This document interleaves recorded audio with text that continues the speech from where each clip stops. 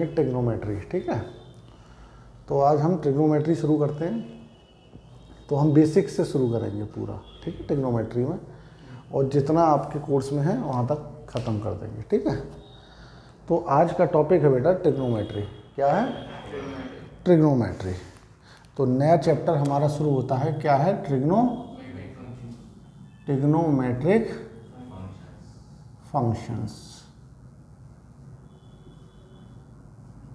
कोई दिक्कत बेटा?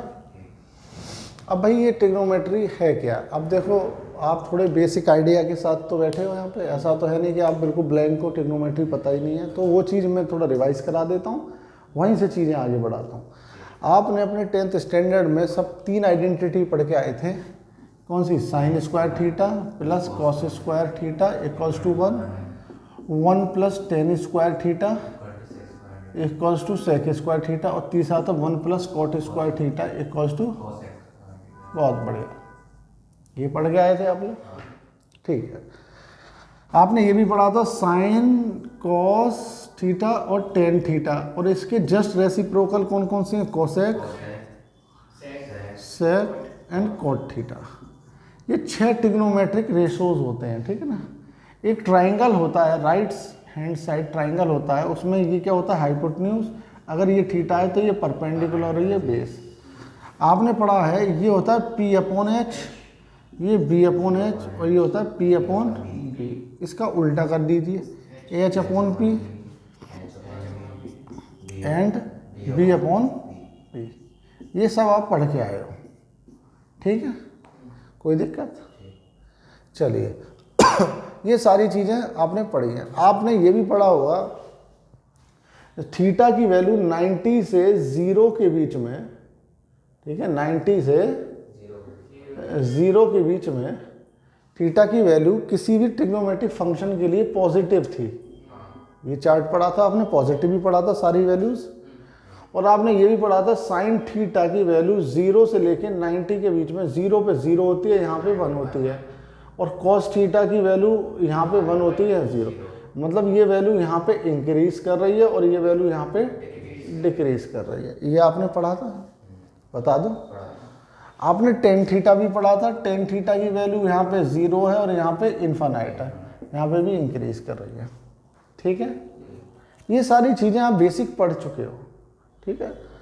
अब हम लोग यहाँ से ही शुरू करते हैं, ठीक है ना। अब हम लोग जो कोर्स है हमारा, उसमें क्या क्या चीज़ें हैं वो हम यहाँ से ही शुरू करेंगे। अब मुझे एक चीज़ बताइए बेटा,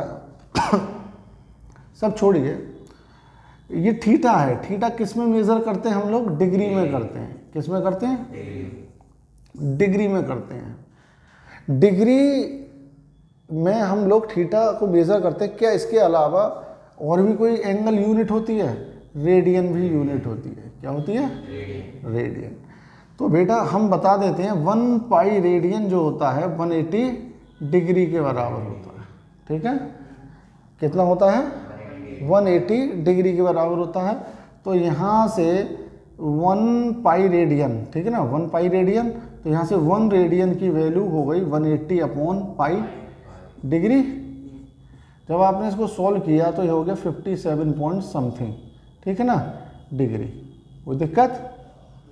तो रेडियन जो होती है बेटा वो बड़ी यूनिट होती है। डिग्री से बड़ी यूनिट कौन सी होती है? डिग्री से बड़ी यूनिट कौन सी होती है? रेडियन होती है। कोई दिक्कत? डिग्री से बड़ी यूनिट रेडियन होती है। चलिए अब एक बार बताइए, आपने रेडियन पढ़ लिया, रेडियन के बाद क्या होता है? मिनट होता है, और मिनट के बाद क्या होता है बेटा? सेकंड होता है। अब हमें पढ़ाया था आपने सर 1 मिनट, 1 मिनट में कितने होते हैं? 60 सेकंड होते हैं, और 60 मिनट में, सुनो ठीक है ना, ये चीज़ समझ में आ गई? 60 सेकंड। और ये अच्छा, ये जो मिनट और सेकंड है, ये जो है ना, ये टाइम वाला है। हम एंगल वाले की बात कर रहे हैं, हम एंगल वाले की बात कर रहे हैं। तो 1 मिनट, मिनट का सिंबल ये होता है इक्वल्स टू 60 सेकेंड। कोई दिक्कत बेटा? बता दो, ठीक है। तो हम क्या करेंगे, जब भी रेडियन को लिखेंगे तो रेडियन के साथ जो यूनिट होगी वो मिनट्स होगी या सेकंड होगी, ठीक है। नहीं आई बात समझ में? जैसे कोई भी एंगल मेज़र कर रहे हैं तो हम लिखेंगे, जैसे मान लीजिए 20 डिग्री में है, जैसे मान लो, ठीक है ना। अच्छा ये रेडियन है ना, ये रेडियन है। अब रेडियन से हमने डिग्री में कन्वर्ट किया, किस में कन्वर्ट किया, डिग्री में कन्वर्ट किया, तो डिग्री हुआ। डिग्री के बाद क्या हुआ, डिग्री के बाद क्या आता है, मिनट आता है, और मिनट के बाद क्या आता है, सेकंड आता है, ठीक है ना। ये जो मैं बोल रहा हूँ ना, ये रेडियन से मिनट या सेकंड में कन्वर्ट कर सकते हो, पर ये डायरेक्ट नहीं होगा। ये कैसे होगा, पहले आपको डिग्री में कन्वर्ट करना पड़ेगा, ठीक है ना, डिग्री में कन्वर्ट करना पड़ेगा। जैसे एग्जाम्पल मैं आपको लेके चलता हूँ, मैंने बोला बेटा एक बार बताइए, पाई बाई 3 रेडियन है, ये कितना डिग्री होता है, तो पाई का मतलब कितना होता है 180 डिग्री, तो 180/3 कितना हो गया, 60 डिग्री हो गया। कोई दिक्कत बेटा? नहीं आई बात समझ में? आगे तो सबसे इम्पोर्टेंट चीज़ आपको बस यही याद रखनी है, सबसे पहले पाई रेडियन जो होता है वो आपका 180 डिग्री होता है, सबसे इम्पोर्टेंट चीज़, ठीक है। Any problem? नहीं। अब कन्वर्जन की बात करते हैं, क्या करते हैं, कन्वर्जन। चाहे आप रेडियन से डिग्री में कन्वर्ट कर लो या डिग्री से रेडियन में कन्वर्ट कर लो। अब एक बार बताइए, सब छोड़िए, रेडियन बड़ा है डिग्री बड़ा है, रेडियन बड़ा है, तो जब बड़े से छोटे में कन्वर्ट करोगे तो वैल्यू मैग्नीट्यूड ज़्यादा होगा या कम होगा, ज़्यादा हो जाएगा। तो जब भी आप रेडियन से डिग्री में कन्वर्ट करोगे तो मैग्नीट्यूड की वैल्यू क्या होती है, बढ़ेगी, ठीक है, मैग्नीट्यूड की वैल्यू बढ़ेगी। तो एक बताओ 1 रेडियन मैंने आपको बताया था कितना होता है, 180/पाई। तो रेडियन से डिग्री में कन्वर्ट करना है तो आपको 180/पाई से मल्टीप्लाई करना पड़ेगा। उल्टा है तो पाई/180 से मल्टीप्लाई करना पड़ेगा, अगर आप उल्टा जा रहे हो तो। समझ में आ गया? कोई दिक्कत बेटा? बता दो, सही है ना? रेडियन दे रखा होगा, डिग्री में करना होगा, हाँ सीधे याद रखो ना, जब रेडियन से डिग्री में जाना है तो मतलब बड़ी से छोटी चीज़ में जाना है तो मैग्नीट्यूड को बढ़ाना पड़ेगा, तो 180/पाई से मल्टीप्लाई करना पड़ेगा, ठीक है। चलो इसको लिख लो, फिर आगे बताते हैं।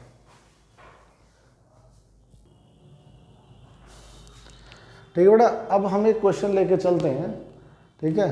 वो है आपको 40 डिग्री 20 मिनट को कन्वर्ट करना है, किसमें, रेडियन में कन्वर्ट करना है, इन रेडियन, ठीक है। मैंने बताया था 1 डिग्री जो होता है वो आपका 60 मिनट होता है, और 1 मिनट में कितना होता है, 60 सेकंड होता है। कोई दिक्कत बेटा? बता दो। अब ये बताओ 20 मिनट के अंदर कितना हो जाएगा, 1/3 डिग्री नहीं हो जाएगा? क्यों, कैसे? इस चीज़ को लेके चलो आप, 1 डिग्री में कितना हो, 1/60 है ना, इक्वल्स टू क्या हो गया, 1 मिनट। 30 से आपने 20 से मल्टीप्लाई कर दिया तो ये कितना हो गया, 1/3 डिग्री में क्या हो गया, 20 मिनट्स हो गए। तो ये 20 मिनट बोलूँ या 1/3 डिग्री बोलूँ, बात एक है। तो टोटल अगर मैं इसको डिग्री में कन्वर्ट करूँ तो क्या हो गया, 40 + 1/3, डेट इज़ 121/3 डिग्री। अब मुझे डायरेक्ट डिग्री से किस में जाना है, रेडियन में जाना है, मतलब छोटे से बड़े में जाना है, तो वैल्यू कम हो जाएगी। जब वैल्यू कम हो जाएगी डायरेक्ट आपको क्या करना है, पाई/180 से मल्टीप्लाई कर देना, ये आपका रेडियन में आ गया। समझ में आ गया? सॉल्व कर लेंगे, आंसर आ जाएगा। कोई दिक्कत बेटा? चलो अब बेटा नेक्स्ट चीज़ जो है वो मैं आपको बताने वाला हूँ, रिलेशन बिटवीन, क्या, रिलेशन बिटवीन आर्क है ना एंड थीटा एंड रेडियस, ठीक है। ये मान लीजिए कोई भी एक सर्कल है, ठीक है बेटा। अब ये सर्कल का कोई एक आर्क कंसीडर कर लिया, मिलट सपोज मैंने ये आर्क कंसीडर कर लिया, ये आर्क है, इसको एस से दिखा दिया। ये एंगल क्या हो गया बेटा, थीटा हो गया, इन रेडियन है, क्या है ये, रेडियन, और ये क्या हो गया, आर हो गया। ठीक है, अब एस इक्वल्स टू, ठीक है, आर इंटू थीटा रिलेशन होता है ना, मतलब arc equals to arc upon radius equals to angle subtended centre in radian. कोई दिक्कत बेटा, ये फॉर्मूला याद रहेगा। अब आपको जैसे फॉर एग्जांपल ये रेडियस आर है, अब इस आर को मैंने पूरा एंगल घुमा के 360 कर दिया। क्या कर दिया, 360 डिग्री, मतलब क्या होगा, 2 पाई रेडियन हो गया। तो ये पूरा पेरीमीटर यहाँ से घुमा के दोगे तो क्या बन जाएगा, सरकमफेरेंस सी बन जाएगा सर्कल का। तो अगर आर की जगह सी, एंगल आर हो गया और ये कितना हो गया, 2 पाई, तो सरकमफेरेंस का फॉर्मूला क्या निकल आया, 2 पाई आर। इस तरीके से ये फॉर्मूला निकल के आता है, समझ में आ गया। तो ये जो 2 पाई आर है ये कुछ नहीं है, ये इसी फॉर्मूले से निकल के आ गया। ठीक है, अब जैसे फॉर एग्जांपल उसने हमसे बोल दिया, बोले सर आपको π/3 रेडियन दे रहा है और रेडियस आपकी 5 यूनिट है, आर्क बता दीजिए। तो arc equals to R into theta है, आर कितना है बेटा 5, और ये कितना है π/3, तो कितना हो गया 5 π/3 यूनिट्स हो गया, जो भी आंसर है। समझ में आ गया। बस आपको बात क्या याद रखनी है, जो थीटा जो होना चाहिए वो किस में लेना है, रेडियन में लेना है, बस ये इंपॉर्टेंट बात याद रखनी है। ठीक है बेटा, कोई दिक्कत, चलो इसको लिख लो।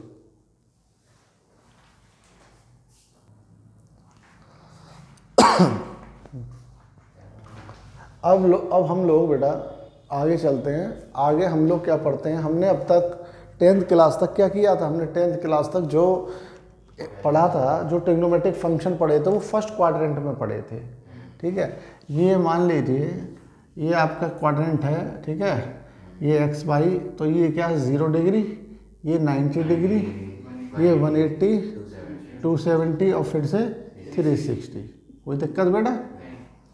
तो आपने जितने भी एंगल पढ़े थे वो कहाँ पढ़े थे, 0 से 90 के बीच में पढ़े थे आपने एंगल। ठीक है, क्या कोई ज़रूरी है एंगल 0 से 90 के बीच में हो नहीं हो, तो हम वही पढ़ते हैं कि अगर एंगल 0 से 90 के बीच में ना होकर ज़्यादा है तो उस ट्रिग्नोमेट्रिक फंक्शन की वैल्यू क्या होगी। जैसे फॉर एग्जांपल मैंने आपसे पूछा साइन 120 की वैल्यू बता दो, ठीक है, या मान लीजिए कॉस 240 की वैल्यू बता दो, या मान लीजिए टेन 300 की वैल्यू बता दो। कोई दिक्कत, बता दो बेटा। या मान लीजिए साइन 750 डिग्री की वैल्यू बता दीजिए। तो ये एंगल निकालना तो अभी तक आपने सीखा नहीं है, तो इसके लिए कुछ रूल्स होते हैं, कुछ प्रोसीजर होते हैं, वो फॉलो करने पड़ेंगे। ठीक है, वो मैं आपको बता देता हूँ। देखिए सबसे पहले याद रखना, पहले क्वाड्रेंट में सारे ट्रिग्नोमेट्रिक फंक्शन क्या रहते हैं, पॉजिटिव रहते हैं। दूसरे में साइन और उसका उल्टा रेसिप्रोकल कोसेक पॉजिटिव रहता है। तीसरे में टेन और उसका रेसिप्रोकल, और लास्ट वाले में कॉस और सेक। सही है, याद रखना AST/TC। कोई दिक्कत ये सब आप जानते हो। ठीक है, अब बात आती है कैसे क्या लेना है। ठीक है, ये तो साइन तो आप यहाँ से ले लोगे, साइन तो आप ये तो देख लोगे ना कौन सा एंगल, जैसे उसने बोला 275 डिग्री एंगल, तो 275 डिग्री आपका कहीं यहाँ आएगा इस तरीके से, फोर्थ क्वाड्रेंट। जैसे उसने बोला 135 डिग्री, तो कहाँ गया, सेकंड क्वाड्रेंट। ठीक है, इस तरीके से आप एंगल निकाल लोगे, मतलब साइन इससे देख लोगे तो AST/TC रूल से क्या देख लेंगे, साइन देख लेंगे। किस चीज़ का साइन देखेंगे, अभी मैं आपको एग्जांपल से बता रहा हूँ। जैसे उसने बोला साइन 120 की वैल्यू बता दो, तो आप इसको ब्रेक कर देंगे किसके, इन नंबर्स के टर्म्स में। तो किसी ने बोला साहब मैं इसको 90 + 30 लिख सकता हूँ, या कोई बोलेगा साहब 60 नहीं लिखेंगे। आप जो भी ब्रेक करेंगे 90, 180 या इसके टर्म्स में करेंगे। तो 180 - 60 ये भी कर सकता हूँ, कोई दिक्कत। अब ठीक है, अब ये बताओ ये एंगल कौन से क्वाड्रेंट में है, सेकंड में, तो जो भी आंसर होगा वो पॉजिटिव होगा। अब आंसर कैसे निकालेंगे? आंसर ऐसे निकालेंगे, कुछ रूल मैं आपको बता देता हूँ। अब मुझे ये बताइए, रूल बताने से पहले बस मुझे इतना बताइए, 10th क्लास में साइन थीटा है ना, साइन 90 माइनस थीटा आप क्या करते थे? कॉस थीटा करते थे। या कॉस 90 माइनस थीटा आप क्या करते थे? Sine theta. समझ में आया?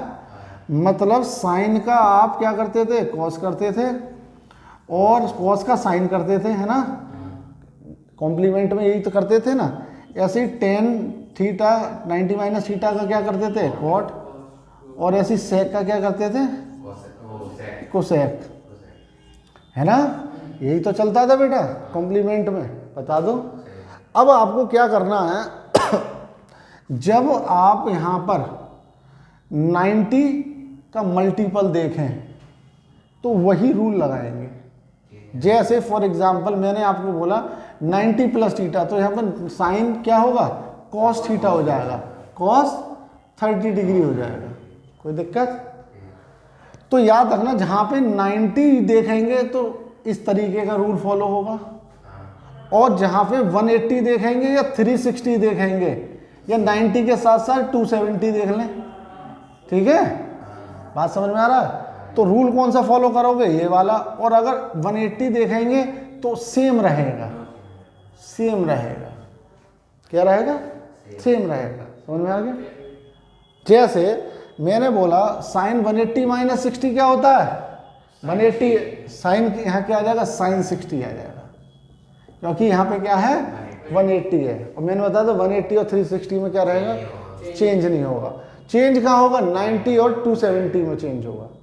साइन का कॉस, कॉस का साइन, टेन का कॉट, कॉट का साइन। ठीक है, ये।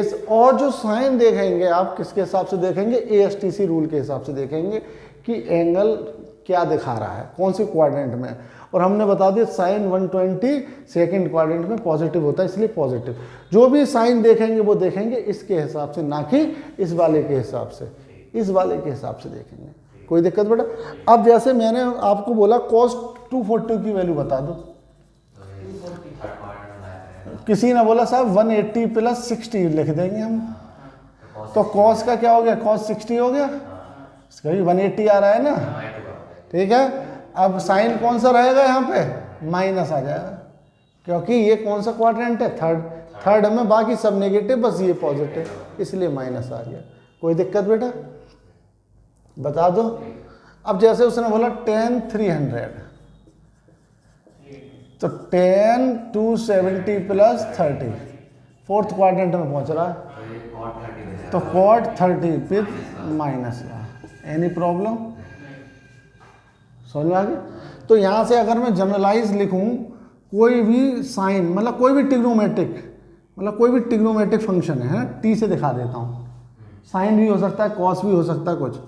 अगर ये 90 है ना, या प्लस माइनस थीटा है, ठीक है, तो यहाँ पे क्या हो जाएगा? इसका वो हो जाएगा क्या? कॉम्प्लीमेंट ये ऑफ थीटा। और साइन किसके हिसाब से आएगा? इसी के हिसाब से साइन आ जाएगा। समझ में आ रहा है? नहीं आई बात समझ? अच्छा। और अगर यहाँ पे 180 प्लस माइनस थीटा है तो सीधे एफ थीटा रहेगा, साइन उसी के हिसाब से आ जाएगा। समझ में आ गया? कोई दिक्कत? अच्छा, कभी कभी अगर बहुत ज़्यादा बड़े एंगल्स हों, जैसे एग्जांपल उसने बोल दिया साइन 460 डिग्री, तो आप इसको लिख सकते हो साइन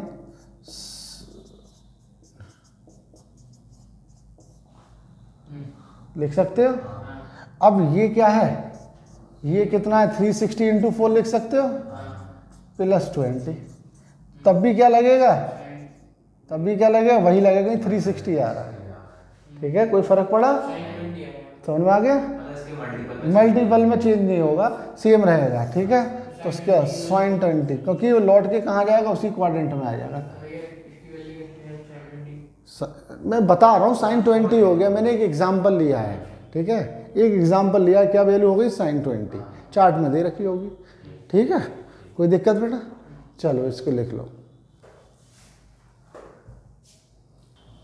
अब बेटा हम लोग एक फंक्शन लेके चलते हैं y बराबर साइन थीटा, ठीक है, y बराबर साइन थीटा, मतलब साइन का फंक्शन लेके चल रहे हैं। अब जैसे जैसे थीटा चेंज करेंगे वैसे वैसे क्या होगा, साइन की वैल्यू चेंज होगी। तो अगर मैं इसका ग्राफ को प्लॉट करूँ y वर्सेस थीटा, अगर मैं मेज़र करूँगा या मैं ड्रॉ करूँगा तो इसका ग्राफ कुछ इस तरीके से आता है बेटा। अब ये समझना ये ग्राफ क्यों आ रहा है इस तरीके से। अब ये तो साइन 0 पे वैल्यू क्या होती है 0, साइन 90 पे वैल्यू क्या हो गई 1, साइन 180 पे वैल्यू क्या हो गई 0 और साइन 270 पे -1। ये इसका मतलब अगर मैं बात करूं ये 360 डिग्री हो गया, ये 180 डिग्री हो गया, ये 90 डिग्री हो गया, ये 270 डिग्री हो गया। कोई दिक्कत? इसका मतलब ये हुआ कि इसकी वैल्यू 1 से -1 के बीच में लाई कर रही है। तो साइन थीटा की जो मैक्सिमम वैल्यू होती है वो क्या होती है 1 और मिनिमम वैल्यू -1। कोई दिक्कत? तो साइन थीटा जो लाई करता है वो 1 से -1 के बीच में लाई करता है। कोई दिक्कत? बता दो बेटा। अब ये बताओ साइन की वैल्यू 0 कहाँ हुई, साइन की वैल्यू 0 यहाँ हुई, फिर यहाँ हुई, मतलब 180 पे, फिर 360 पे, मतलब कहाँ हुई 180 पे, फिर 360 पे, फिर उसके बाद 540 पे, फिर 720 पे। मतलब अगर ये पाई है रेडियन में तो ये कितना हो गया 2 पाई, ये 3 पाई, ये 4 पाई, आगे चलेगा n पाई। तो इसका मतलब अगर साइन थीटा 0 हो रहा है तो इसका मतलब थीटा की वैल्यू क्या होगी n पाई होगी। थीटा क्या है n पाई। तो इसका मतलब साइन n पाई पे वैल्यू क्या होती है 0 होती है। समझ में आ गया? तो साइन की वैल्यू 0 जो होगी वो आपकी पाई पर होगी, 2 पाई पे होगी, 3 पाई, 4 पाई, 5 पाई, 6 पाई, इस तरीके से थीटा की वैल्यू 0 होती जाएगी। क्लियर? और साइन थीटा के बारे में क्या पढ़ेंगे? साइन थीटा जो होता है कंटिन्यूअस कर्व होता है। क्या होता है? कॉन्टिन्यूअस कर्व होता है बेटा। कॉन्टिन्यूअस कर्व है, देखो कहीं ब्रेक हो रहा है, ये नहीं हो रहा, तो ये आराम से चलता जाता है। ठीक है ना, कंटिन्यूटी है इसमें। देखो हर पॉइंट पे कहीं ब्रेक हो रहा है, नहीं हो रहा है। और ये जो साइन रहेगा वो +1 से -1 के बीच में रहेगा। कोई दिक्कत बेटा? नहीं। बता दो। ठीक है, तो ये आपका साइन का कर्व हो गया। अब यहीं पे मैं अगर कॉस का कर्व बनाऊं, ठीक है बेटा, कॉस का कर्व, किसका? कॉस। अगर मैं कॉस का कर्व बनाता हूं बेटा तो समझना है आपको कॉस का कर्व कैसे बनता है और उसमें और इसमें क्या डिफरेंस है। तो बेटा y बराबर, अगर मैं कॉस थीटा का ग्राफ बनाता हूं, ये आपका y है और ये आपका थीटा है ना, ये रेडियन में मान लो या डिग्री में, किसी में भी ले लो। ठीक है बेटा। अब वहाँ पे ग्राफ कहाँ से शुरू हुआ था? यहाँ ग्राफ कहाँ से होगा? 1 से शुरू होगा। इस तरीके से ग्राफ चलता जाएगा। ठीक है बेटा, इस तरीके से बेटा ग्राफ चलता जाएगा। कोई दिक्कत बेटा? हाँ, ये ग्राफ इस तरीके से चलता जाएगा। मतलब ये 0 डिग्री, ये 90 डिग्री, ये 180 डिग्री, ये 270 डिग्री और ये 360 डिग्री। तो अगर मैं 0 से 2 पाई तक के लिए बनाऊं, ठीक है, 0 से 2 पाई तक के लिए बनाऊं, तो ये ग्राफ आपका इस तरीके से इस तरीके तक बनेगा और यही ग्राफ रिपीट होता जाएगा। तो ये एंगल क्या है π/2, ये एंगल क्या है पाई, ये 3π/2 और ये एंगल क्या हो गया 2 पाई। कोई दिक्कत? अब आपने देखा ये 0 वैल्यू कहाँ कहाँ आ रही है? यहाँ आ रही है और यहाँ आ रही है। मतलब π/2 पर आ रही है और कहाँ आ रही है 3π/2 पर आ रही है। अगली कहाँ आएगी 5π/2 पे आएगी, फिर 7π/2 पे आएगी। इसका मतलब cos थीटा अगर 0 होगा तो थीटा की वैल्यू आपकी क्या हो जाएगी 2n+1 π/2 हो जाएगी। और n क्या होगा? आपको n 0 से शुरू करना है, 1 2 3 इस तरीके से आपको n लेना है। कोई दिक्कत? तो यहाँ से मैंने एक चीज़ समझ ली कि साहब साइन थीटा और कॉस थीटा में जो वैल्यू होगी इसकी +1 होगी, इसकी मिनिमम वैल्यू -1 होगी। कोई दिक्कत? तो इसकी भी जो वैल्यू होगी -1 से 1 के बीच में लाई करेगी। इसकी जो रेंज होती है, क्या होती है? रेंज। अब एक बार बताओ बेटा, क्या ये कंटिन्यूअस कर्व है? हाँ, ये भी कंटिन्यूअस कर्व है। कोई दिक्कत? बता दो। और जो cos थीटा की वैल्यू 0 जो होती है वो थीटा बराबर 2n+1 π/2 पे होगी, और साइन थीटा जो 0 होगा वो थीटा इक्वल्स टू n पाई पे होगा। ये चीज़ और आपको याद रखनी है। कोई दिक्कत बेटा? बता दो। अब अगर वो आपसे ये पूछ ले, बोले सर साइन थीटा जो है की वैल्यू 3.5 हो सकती है किसी थीटा पे? नहीं हो सकती, है ना, कहीं 1 से ज़्यादा। क्या साइन थीटा -1.5 हो सकता है? नहीं हो सकता, ये भी गलत है, क्योंकि -1 से नीचे तो थीटा होगा ही नहीं ना। समझ में आ गया? बता दो बेटा, कोई दिक्कत? चलिए, तो ये मैंने आपको साइन थीटा कॉस थीटा बता दिया। बाकी सारे ट्रिग्नोमेट्रिक टर्म्स और फंक्शंस मैं आपको कल बता दूंगा, आगे रिलेटेड बात है। ठीक है, चलो आज के लिए इतना ही। Thank you.